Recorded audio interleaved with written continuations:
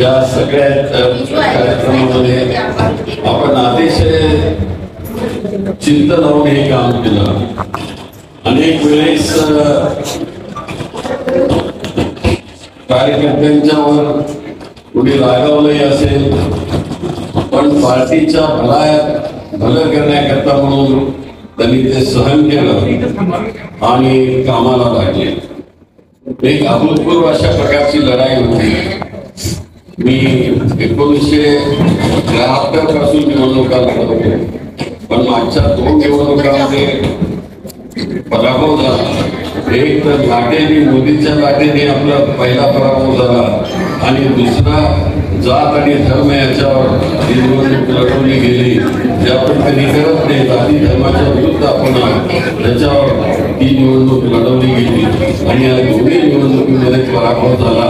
वर ह्या तिसऱ्या निवडणुकीमध्ये जात आणि धर्माच्या बाहेर जाऊन आपण फार मोठी कामगिरी केली।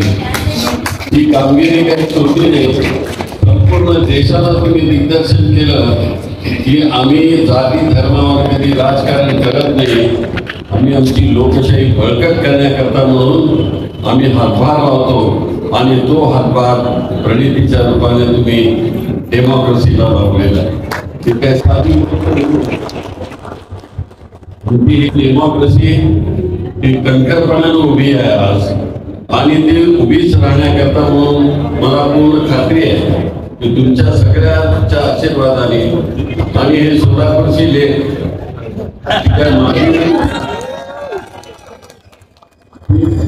लेख नाही आहे, ती तुमच्या स्वाधीन केलेली आहे।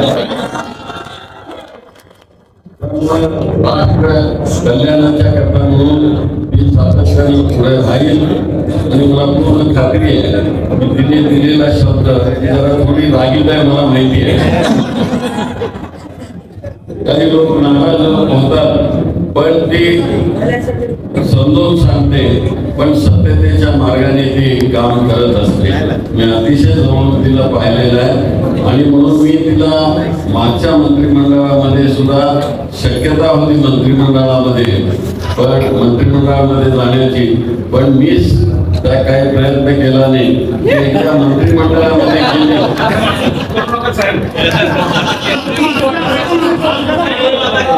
असं जर केलं नसतं तर तुम्ही आज तिला निवडून दिला नसतं, बरोबर आहे। आणि इथून पुढं होतच नाही। आता माझ्या हातात नाही, आता ती तिचीच आहे समाज आणि तुमच्या हातामध्ये दिलेली आहे, त्यामुळं तुम्ही सांभाळून घ्या।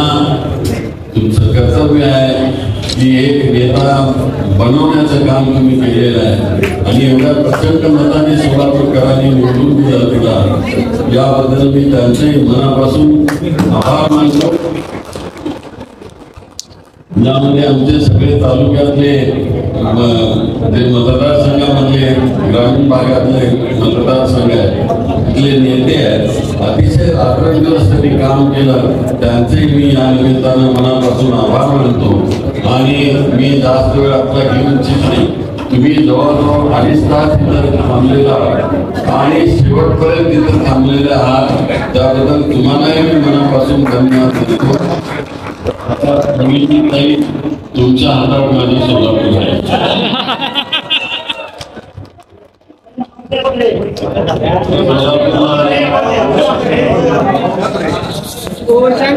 सोलापूरला अतिशय कठीण काळामध्ये सुद्धा आम्ही सांभाळले आणि सगळ्यांना बरोबर घेऊन आपण सांभाळलंय। आपण शेवटी कधी कधी काम करत असताना काही गोष्टी आपल्या मनाविरुद्ध होतात, पण तुम्ही समंजसपणाने काम करताय, मला याची जाणीव आहे।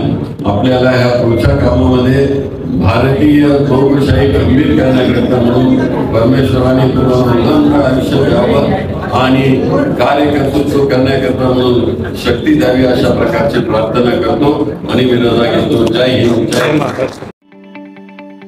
ताज्या बातम्या पाहण्यासाठी प्राईम महाराष्ट्र न्यूज चॅनलला सबस्क्राईब करा।